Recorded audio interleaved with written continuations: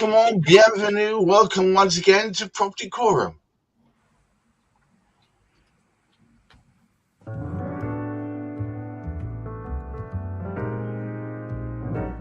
As usual, I'm joined by the Property Quorum stalwarts, Hamish McLay, Chris Gilsenan, Juliet Baboolal, and joining us, of course, is Michelle Carr, Silas J Lees, and Wendy Gibson.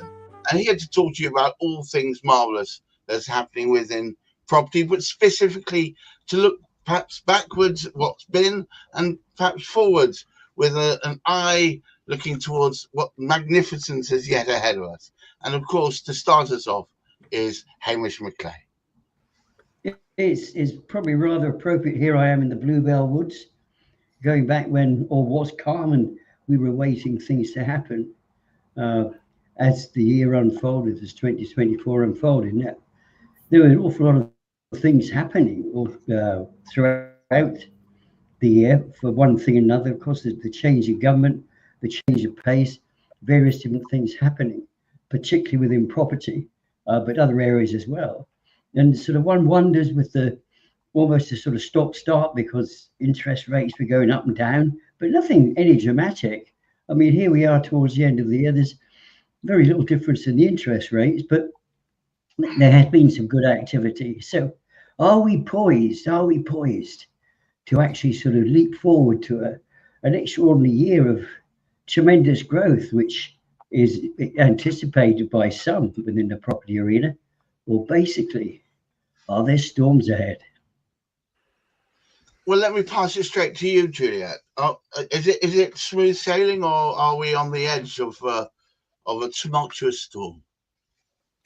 Well, it depends on the degree of sort of force on that storm. I'm always prepared for storms. They're happening, day in, day out, whether there's a change in government or not. So, the key is to be vigilant, is to be aware of what you're getting yourself into and what's around you. And being prepared for those storms. There's always solutions to those storms. People ride the storms out all the time. So a storm doesn't mean that it's the end of the world, but it's having the right tools in your toolbox to deal with that storm as efficiently as you can when the storm lands on your doorstep. If you look back, Juliet, casting your legal mind back, has there been times this year where you thought, what in the Sam Hill's going on? Yeah, I mean, things like, we go back to things like the land registry where they're taking forever to deal with stuff. I've got projected completion dates on things I've submitted, say, last week for 2026. So you're looking at over a year turnaround time. What are we going to do about that? Are we going to train more people up? Are we going to get more people full time? That is something that often gets left undealt with because it's the end of the transaction. People have moved into their properties or they start developing the property, so they don't actually think about that. But it's key to have those things completed as soon as possible because that affects your ownership, etc. So that has been one thing that I've seen that has worsened throughout the year in terms of the timescales things are taking back. The other knock-on effect is just last week that the land registry prices have gone up. So that's something as well that people have got to be mindful of, because it means that whatever you budgeted for, you're going to have to pay some extra fees on land registry fees. So things like that, I think, have affected sort of my business in terms of timescales. Planning applications, I act for a lot of development lenders. We're waiting forever to get things like Section 106s finalised. We're getting documents from the local authority and they're missing clauses and they're inaccurate and they don't actually apply to the property that we're dealing with. And these people have taken weeks and weeks and weeks, if not months, to actually produce this. But it's keeping back the build. It's a hindrance and no one's actually dealing with that. So when the new government says, look, we've got all these plans and all these policies to fast track planning, that doesn't actually need to go through the process. Well, my question is, do you have trained people to actually look at those planning applications to fast track those? And are they not going to bite us if you've got the untrained eye actually looking at these things, fast tracking them, and in the long run, there is an issue? Oh, gosh. Well, smooth sailing then. Chris? looking at someone who sits at the sharp end of the stick, this has been an interesting year for you, and you've got some amazing stuff ahead of you. It has been an interesting year, yes, but just like any year, it's definitely turbulent. We personally, we've gone through some massive growth in our operations over the last 12 months. But yeah, it's been very, very bumpy with some very interesting and unexpected roadblocks and challenges to get around.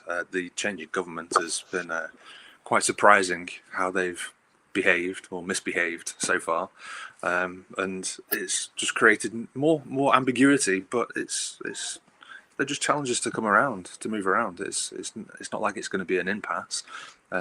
Ultimately, the sector that we're operating in, the social housing sector, is massive, and it's got huge burgeoning demand, and it's going nowhere. It's not really being addressed well enough by the government. So yeah, it does fall back on the private sector to deliver something that's usable, that's commercially viable for us as well. And that's where the partnerships are really born, and they are quite fruitful. So we're very, very hopeful, based on performance over the last 12 months and the relationships that we've built and established. Like I say, the change in government's just a bit of a bump in the road, and they will get their heads on at some point, because they'll be under significant pressure to do so. So yeah, we're quite excited about the next 12 months. Yeah, so I'm quite positive. Excellent. Michelle Carr, who's also another person who's at the sharp end of the stick. So you've seen some changes this year. Has it all been positive for you? And also, casting your eye forward, say 4 to 6 months, can you see great changes ahead? It's been a very turbulent year for construction. A lot of companies have gone into liquidation.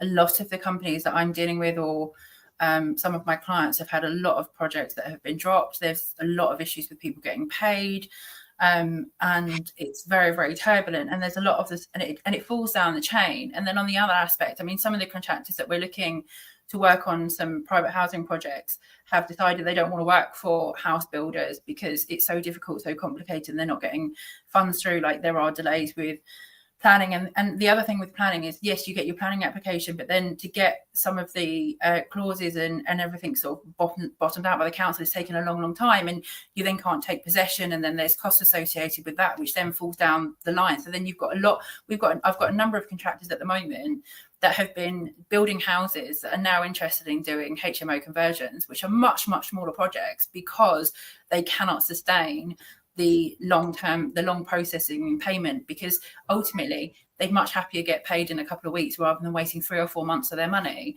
And also a lot of projects have been dropped. I mean, I had 3 projects that were due to start in October, large projects.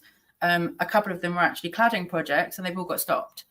So there's been a lot of turbulence, and ultimately I just don't understand how the government are going to get away with it, because of the big thing in their manifesto was getting people out of hotels and all the rest of it, and everything that they're saying they're doing and what they're actually doing just goes against absolutely everything. So I totally agree with Chris. I think they're in trouble, and I just hope that the people, we all stand together. I know there's a petition that's going to be seen in the House of the Parliament on the 6th of January, I think, about basically getting a new general election. So whether or not that happens or not, I don't have any faith in it, but I'm hoping that delivers a message to the government that we will not stand and allow them to do whatever they want. They need to stand by what their manifesto was. So we'll see. Standing by what they said they were going to do. Wendy, looking forward for first-time buyers, do you think it's not been a very good year for them, but is things going to pick up, do you think, in 2025? It's definitely been a tough year for first-time buyers, along with everybody else. Prices or interest rates have gone up, house prices have gone up, although income has also gone up as well. It's not necessarily gone up in line with house prices. So it has been a really tough year. What hasn't helped either is the additional national insurance charges, which are going to affect their employers. So who's normally the first out the door? It's the younger people who are the most inexperienced. So I think this year to come is going to be exceptionally challenging, especially as people are laid off and made redundant because of increased employment costs. So I'd like to think that it would be a positive year for first-time buyers, but just when we thought that there couldn't be enough challenges, or there couldn't be any more challenges that they have to face, along come a whole ream of new challenges that they have to deal with. Wow.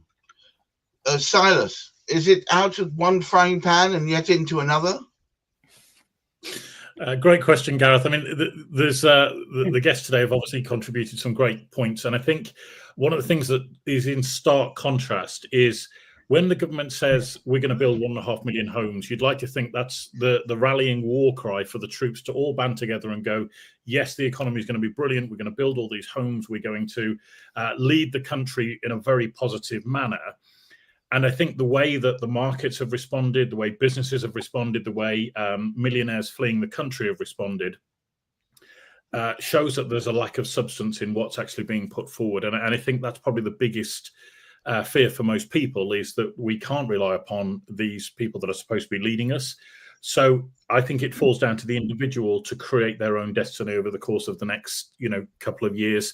There was a great phrase I heard from a gentleman called the late great Jim Rohn, and he talks about opportunity mixed with difficulty being an outlook for life. And I thought, you know what, it's been years since I heard that audio, but it's absolutely right. And that's going back, 20, 30, 40 years, that is literally the meaning of life, opportunity mixed with difficulty. And I think we're going to have some difficult times ahead.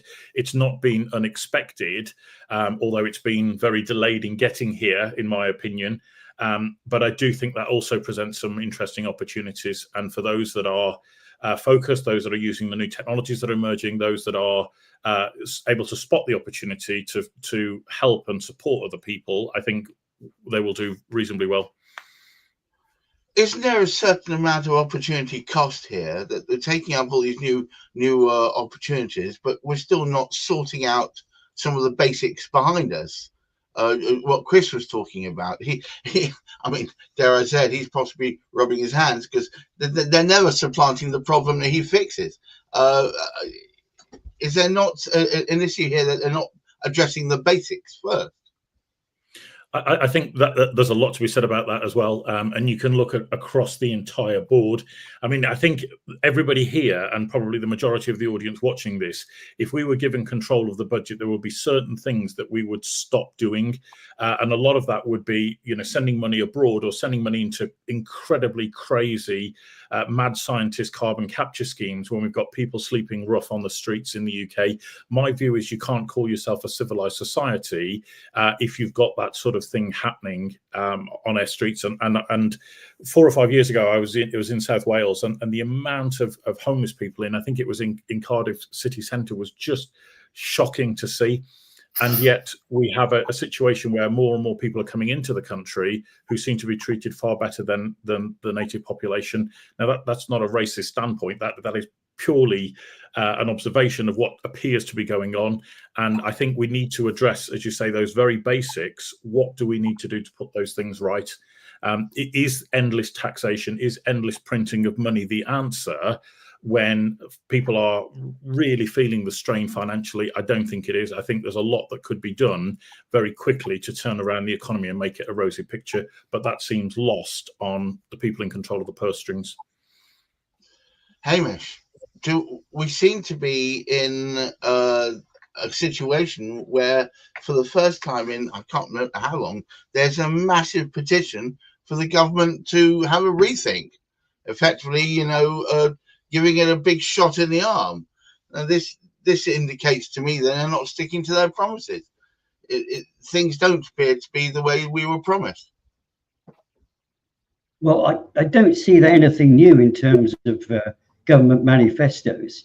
I can't actually myself see back to a time when somebody actually sort of went ahead and carried out what they said in the manifesto.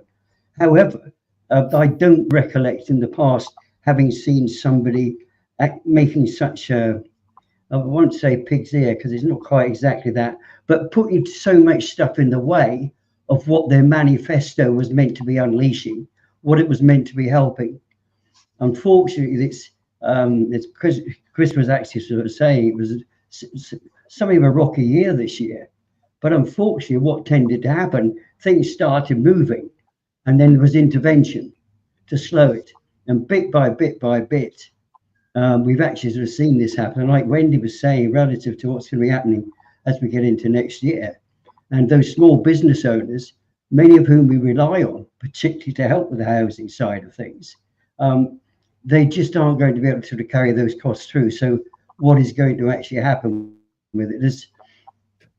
There's opportunity, and I think, I mean, Silas mentioned it, and of course Chris mentioned it too. There is opportunity for things to happen.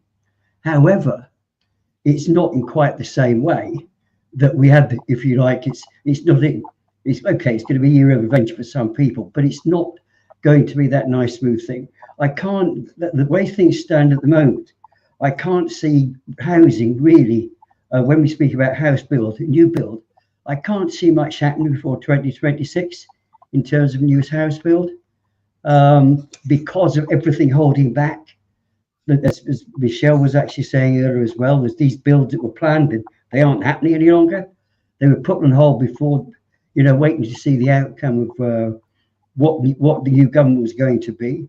And unfortunately, they haven't had any confidence with the new government yet to actually proceed. So I believe it's going to be a longer waiting game than was expected. So to meet their target for the number of homes, wow, there's some powerful, powerful stuff going to need to happen, and properly. We do hope they're not going to be cutting too many corners to actually sort of get us into the right sort of frame. As we sort of said, is nature going to suffer? Is the environment going to suffer as a consequence of cutting corners? And are we going to be trapped with all of those cladding issues in new builds as well, because nobody's checking out to see what's being built effectively? Wow. So a quizzical year, and hope is still there. Looking forward to the new year. As ever, I must thank our wonderful attendees at the Property Quorum, of course, Hamish McLay, Silas J Lees, Juliet Baboolal, Chris Gilsenan, Wendy Gibson, and of course, Michelle Carr. And I say to all of you out there, just keep your foot to the metal. I think there's good times ahead, but we need to make sure that this current government gets a swift kick in the what's-its, so it picks up the pace correctly and does what it says it was going to do. But anyway, moving swiftly on, and to all of you out there, please keep your feet on the ground, reaching for the stars, look after that mental health, and let's have a positive 2025. Until next time, I wish you well. Bye-bye now. Bye.